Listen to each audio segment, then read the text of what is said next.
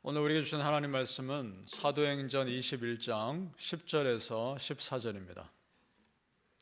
사도행전 21장 10절에서 14절까지 말씀, 신약성경 224페이지입니다. 우리 함께 읽겠습니다. 21장 10절에서 14절 시작.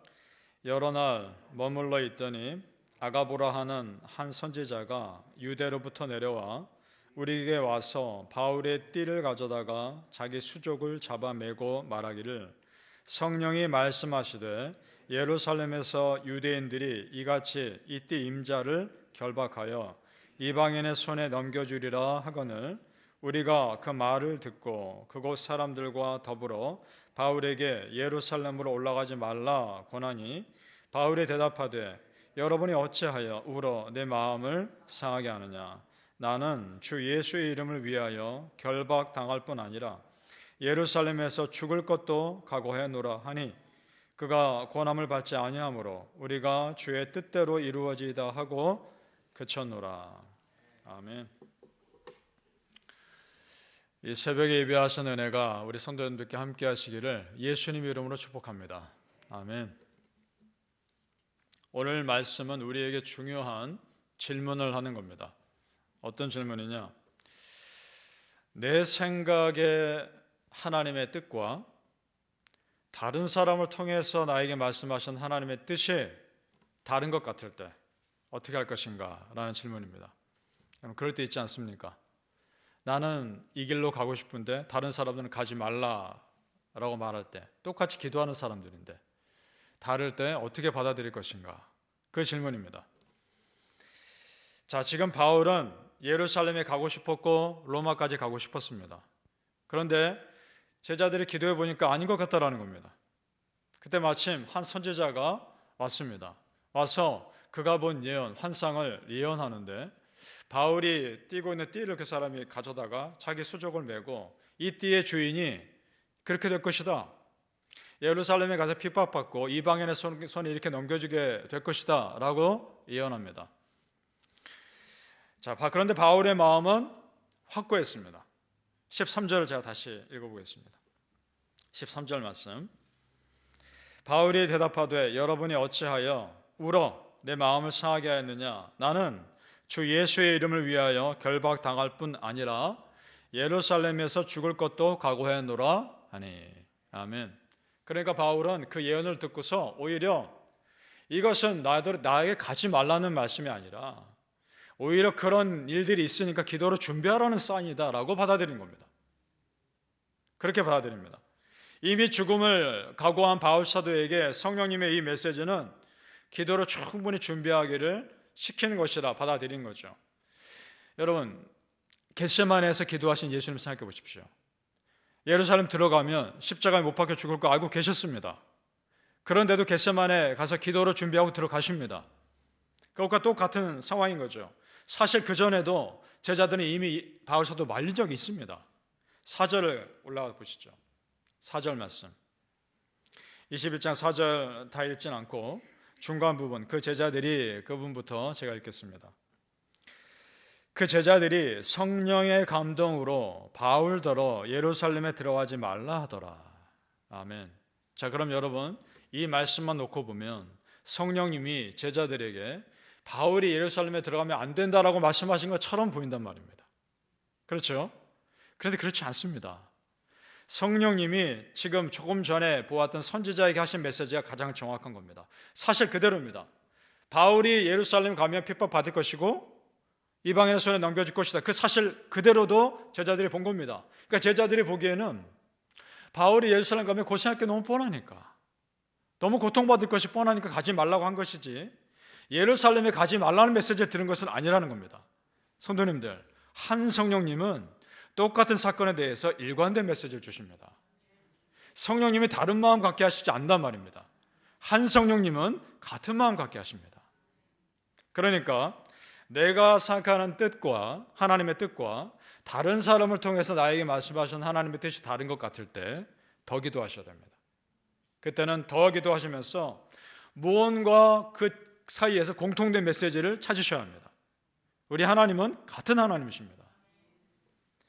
사랑하는 성도님들, 오늘도 성령님의 그 이끄심에 예민하게 반응하시기를 예수님의 이름으로 축복합니다. 아멘. 제자들이 바울로 하여금 예루살렘에 들어가지 못하도록 하는 걸 보면 어찌 보면 그것이 더 인간적인 마음일 수 있습니다. 제자들이 왜 그랬을까요? 바울 사도가 만약 죽으면 이방인 선교 어떻게 할 것인가? 상당히 지장받을 것을 예상한 겁니다. 틀린 말은 아닙니다. 바울의 사역이 영향력이 대단했으니까. 그러나 여러분, 바울이 실제로 죽은 뒤에도 하나님의 복음은 놀랍도록 확장됐습니다. 하나님의 사역은 하나님이 하시는 것이지 사람이 하는 것이 아닙니다. 우리 사람은 그저 쓰임받을 통로일 뿐입니다. 그래서 내가 지금 쓰임받는다는 것에 감사할 뿐이고 지금 나에게 주어진 일에 최선을 다할 뿐입니다. 하나님은 지금 우리가 바울 사도를 잘 알기 때문에 그렇지 바울 사도 못지않은 얼마나 많은 훌륭한 일꾼들이 있었는지 모릅니다. 우리가 그렇게 될 수 있습니다. 또한 그렇게 쓰임 받으시기를 축복합니다. 아멘.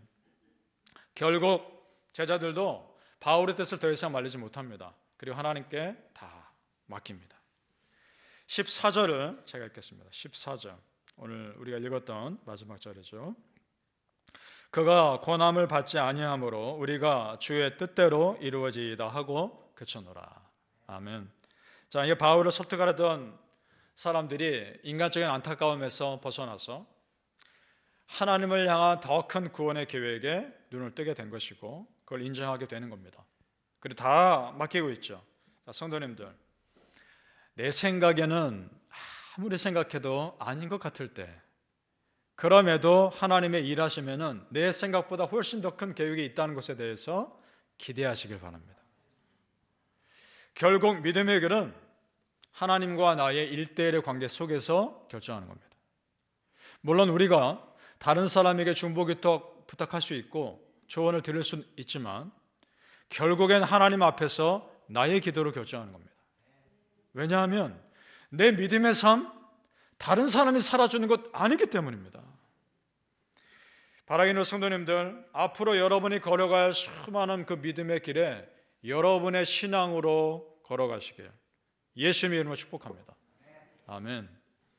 아니나 다를까 예루살렘에 갔더니 정말 끔찍한 너무나 심한 핍박이 기다리고 있습니다. 그 아시아, 소아시아 지역에서 바울을 박해했던 사람들이 거기까지 따라옵니다. 그래서 바울을 죽이려고 하고 모함합니다. 말씀 보죠. 27절 말씀 같이 읽어볼까요? 27절입니다. 시작. 그 이래가 거의 참에 아시아로부터 온 유대인들이 성전에서 바울을 보고 모든 무리를 충동하고 그를 붙들고. 아멘. 그들이 무리를 충동하는 내용이 바울은 이런 겁니다. 이방인을 성전에 데리고 들어가서 성전을 더럽힌다 이렇게 모함합니다. 근데 사람들이 그 말을 곧이곧대로 듣고 바울을 잡아서 폭행합니다. 참 이상하죠, 여러분. 왜 자초지종은 알아보지도 않고 바울을 모함하는 사람들 말만 듣고 바울을 그렇게 폭행할까? 바울의 말은 듣지 않고 바울을 모함하는 사람들 말만 듣고 있죠. 이것이 세상입니다. 세상은 진리를 들으려 하지 않습니다. 앞으로도 그럴 겁니다. 세상은 앞으로도 성경 말씀과 반대되는 길로 더욱 갈 겁니다. 지금도 그러지 않습니까? 따라 성도님들, 앞으로의 세상에서 나와 내 자녀들과 우리 가정 믿음 지키는 일에 더 많은 마음 쏟으시기를 축복합니다. 그러셔야 합니다. 악한 무리들이 바울을 잡아다가 폭행하고 예루살렘에 소란이 났다라는 소식이 천부장한테 들어갑니다. 로마 천부장한테. 그리고 군대를 급파합니다. 31절, 32절을 우리 같이 읽어보죠. 31절과 32절입니다. 시작. 그들이 그를 죽이려 할 때에 온 예루살렘이 요나단 소문이 군대의 천부장에게 들림에 그가 급히 군인들과 백부장들을 거느리고 달려 내려가니 그들이 천부장과 군인들을 보고 바울 치기를 그치는지라. 자, 보세요 여러분. 그럼 바울 그때까지 폭행당하고 있었던 거 아닙니까? 만약 군인들 안 갔으면, 군인들이 갔을 때 멈췄으니까 안 갔으면 죽었을지 모릅니다. 아무리 내가 죽음을 각오했다 해도 지금 이 상황은 너무나 힘든 상황입니다. 예수 복음 전하는 것 때문에 이 고통 당하는 겁니다. 35절 한번 또 보시죠. 35절. 제가 읽어보겠습니다. 35절. 바울이 층대에 이를 때에 무리의 폭행으로 말미암아 군사들에게 들려가니. 사람이 맞아서요, 걸을 수도 없고 거의 죽은 사람처럼 들려간 겁니다. 군인들에 의해서. 그런데도 자기 마지막 힘을 내서 끝까지 복음 전하려고 했었습니다. 40절 보시죠. 같이 읽어봅니다. 40절 시작. 천부장이 허락하거늘 바울이 그 층대 위에 서서 백성에게 손짓하여 매우 조용히 한 후에 히브리 말로 말하니라. 아멘. 겨우 일어난 겁니다. 겨우 일어나서 층대 잡고 쓰러질 것 같은 몸 잡고 복음 전하는 겁니다. 어떻게 이렇게 할 수 있을까? 어떻게 이렇게까지 복음 전할 수 있을까? 어떻게 하나님 나라를 위해서 이렇게 믿음에 헌신할 수 있을까? 그것은 이 십자가 복음이야말로 생명을 살리는 진짜라는 걸 안 겁니다. 여러분 믿으십니까? 이 십자가 복음이야말로 우리의 구원할 수 있는 유일한 길인 걸 안 겁니다. 그래서 자기 목숨과 바꾸는 거 아닙니까? 성도님들, 내가 가지고 있는 것이 진짜면 수많은 가짜 앞에서 자신할 수 있는 겁니다. 당당할 수 있는 겁니다. 믿으십니까? 여러분 안에 진짜가 있는 겁니다. 십자가 복음. 이 거짓 세상 앞에 담대하시길 바랍니다. 만약 바울이 제자들의 말을 듣고 예루살렘 가지 않고 로마까지 안 갔더라면 그는 오래 살면서 복음 전했겠죠. 그러나 결국에 그는 복음으로 인해 순교를 기꺼이 감당했을 사람입니다. 결국은 그랬을 사람입니다. 근데 지금 자신이 자기 생명을 바쳐야 할 때임을 직감하고 있는 겁니다.